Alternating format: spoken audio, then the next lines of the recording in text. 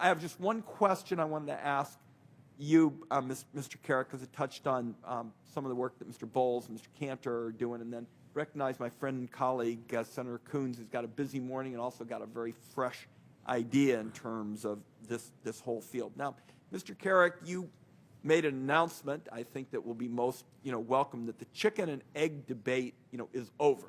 The question of how do you get more vehicles on the road if you don't have the fueling and the various kinds of services that are needed, and you think the debate is over because you can sell all the trucks fueled by natural gas that the market's going to bear. But obviously, a lot of your potential customers won't buy those trucks unless they can address this fueling station question. Is there any possibility of your company and others partnering with the gas companies or the utilities like Northwest Natural to open up fueling stations, in effect, for all the chickens you want to hatch? It's a very good question, Mr. Chairman.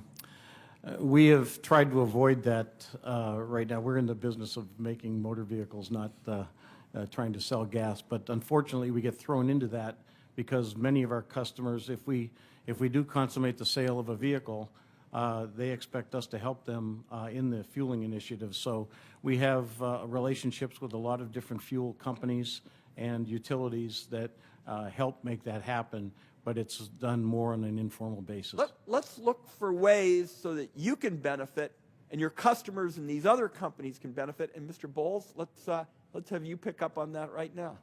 Yeah, I want to go back to the CNG in a box concept, right? Which is we announced something with Chesapeake, and this, if you think about everything that's been done with the electric vehicles, primarily focused on the cars, the CNG in a box opens up not only cars, but gets into trucks, buses, 18-wheelers, et cetera. And we're talking about pilot areas. We have a white paper on that we can kind of distribute, but I think that gets at the demand side before all the infrastructure is built out. So that's something that we support. We think there's good technology there, and I think as that starts to run out the pilots, then the infrastructure build-up can happen in parallel. And part of this and this paper that you can get to us for June talks about how you build up absolutely on your Chesapeake work. And that's exactly right. CNG as well as LNG. All right, let me recognize Senator Coons.